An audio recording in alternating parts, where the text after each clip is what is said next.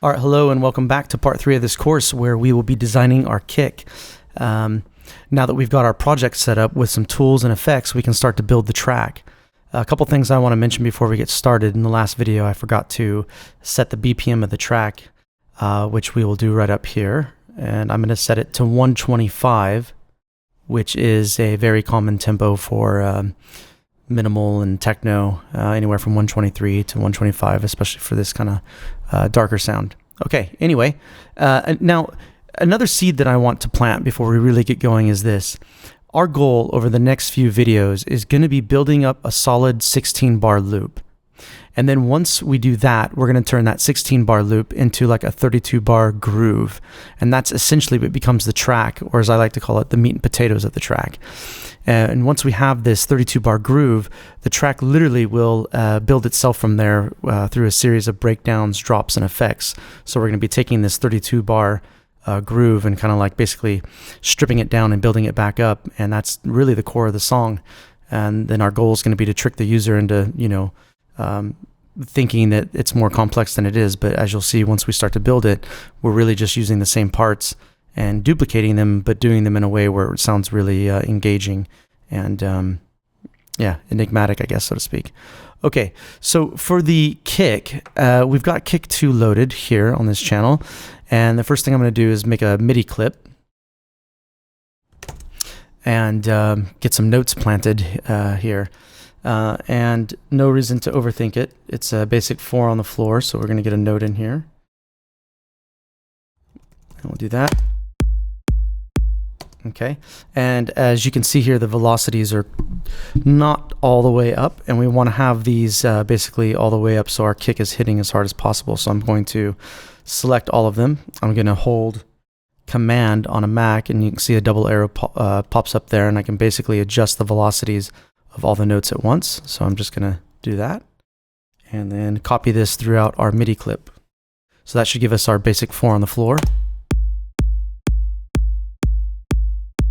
All right, now that we've got our MIDI pattern up, I'm going to open up Kick, and I'm going to start cycling through some of the presets here in the preset menu. And one of the things that I really like about Kick 2 is that Sonic Academy has done a really good job of giving you some genre categories that you can get started in for the genre that you're writing.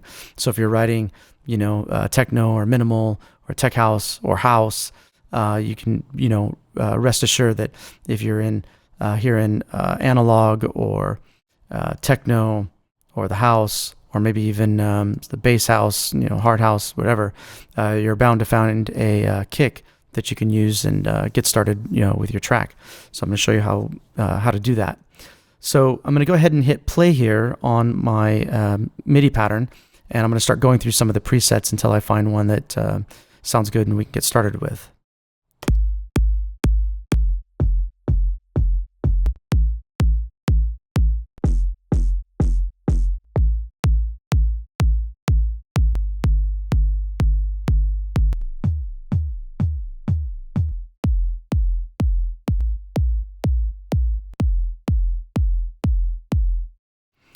Okay, so I basically have cycled through a few of the presets, and this one's caught my ear, this UMEC 01. So what I want to do from here is maybe, instead of using a straight preset, just kind of mess around with it and see if I can kind of make it my own, so to speak. And one way we can do that is through the Kick 2's click generation section. And basically what this is a section where you can load up some additional layers onto the kick preset and kind of give yourself some more sound shaping capabilities. And you can hear that there if I solo that click 1.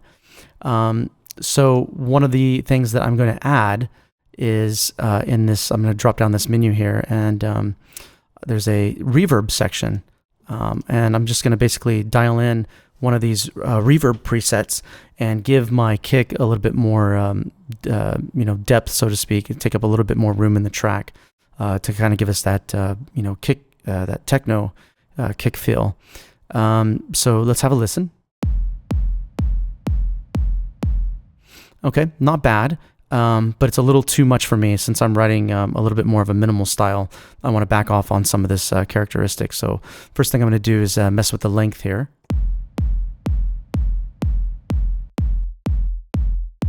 And you can see if I go too much, I really kill that tail end of the kick. So I'm going to bring that back up a little bit.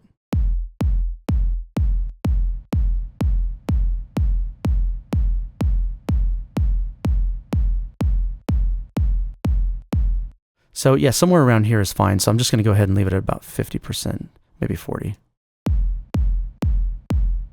Okay, now since we've got this click going on here, I'm going to have a listen to this one, solo that one. And right at the beginning of this sample, I think that they're using here, it's got a little bit of a sharp pitch right at the beginning. So if I back off on the start of the sample, I can basically get that to go away for me.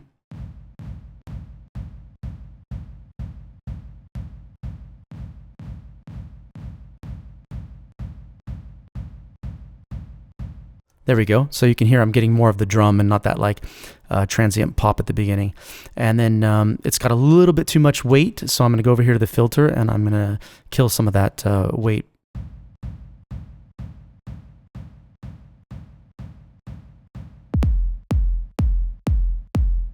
Yeah, that sounds nice. I like that. Okay, so now that we've done that, I'm happy with that sound right there. What I want to do is kind of hop over here and I want to change these key nodules here. You can see that they've got different key values. And before I started writing the track, I had decided to I want to do something in D. So I'm going to move these nodules around so that they are basically working harmonically with the track as I go writing it. So rather than D sharp, I'm going to move this down to D. And then this click here at the beginning, we're in A. It's an A sharp for now, so I'm going to move that down to D. And same with this one, I'm going to move this down to D. No, I'm going to go up. Let's go up. There we go.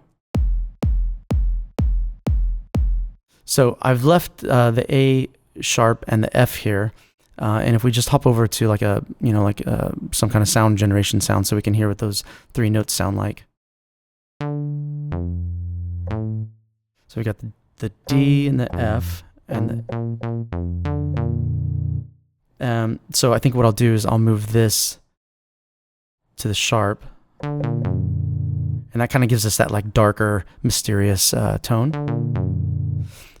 So there, now I know if I start adding some of these some A sharps and F sharps later on in the track, it's going to work with the kick. So we've basically dialed in these note modules here.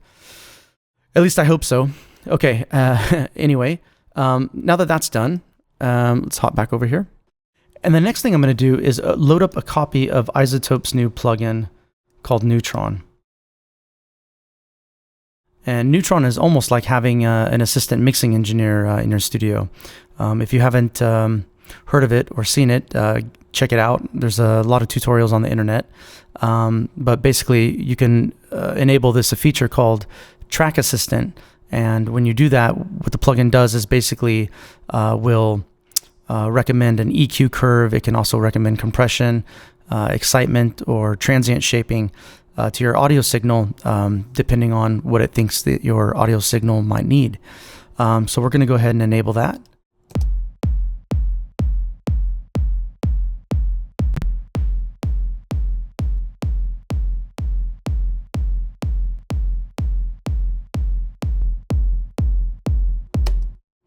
And it's not always right. I don't always like the recommendations or that it does, but sometimes it does hit the nail on the head. Here it's done. It's given us a EQ curve that it thinks that we might want to consider for our kick. It's added some excitement and compression. I'm going to go ahead and have a look at these settings that it's recommended and see if I agree.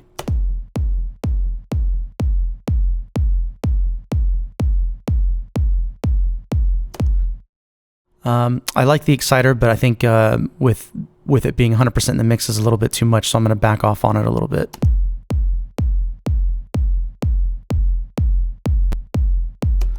Okay, that's fine. Let's try the compressor.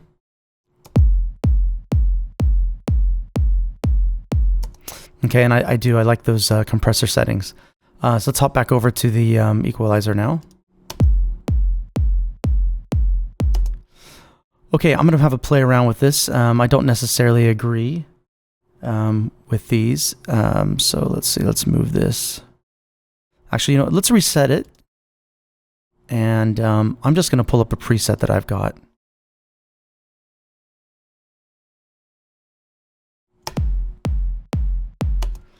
All right. Let's give this a little bit of a boost here. Maybe like right around here.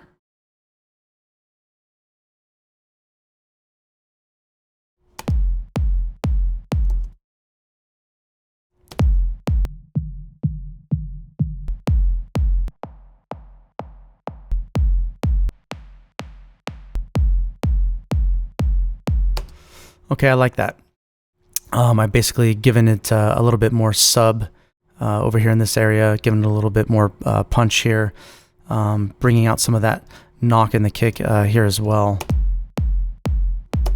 But we may have to jump back over here and adjust this depending on how our bass line comes along as well, because we may need to duck out some of these frequency places in the frequency range where the bass and the kick could be interfering. And again, Neutron's really good at that. It's got this masking feature that will allow us to look at both frequency spectrums of the kick and the bass to dial that in better. Okay, next I'm going to load another EQ after Neutron. And this is just, this is kind of like I call it my insurance. And it basically, again, I'm just shaping the sound here. And what I want to do is basically make sure that no frequencies are coming in below 30 hertz here. And there's quite a lot of lows from the boost on the sub that I did here. So I think we can even back off on this a little bit more. So that's fine. We'll go to 35 there. And next thing I want to do is, again, just a little bit more compression here.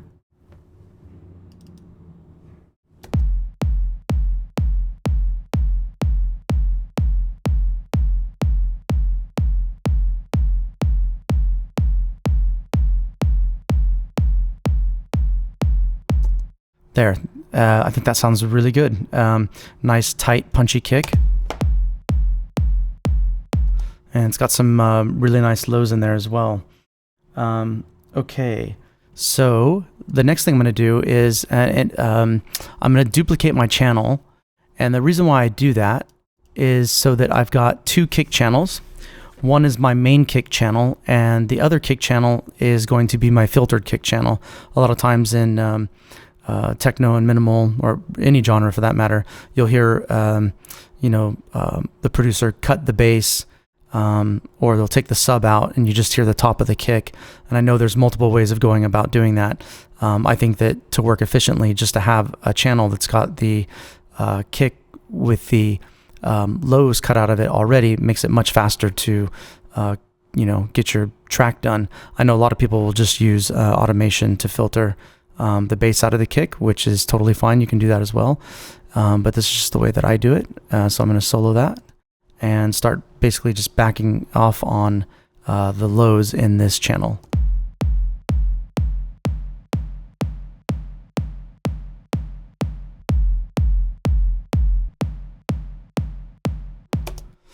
So there we go. And let's go ahead and title this one.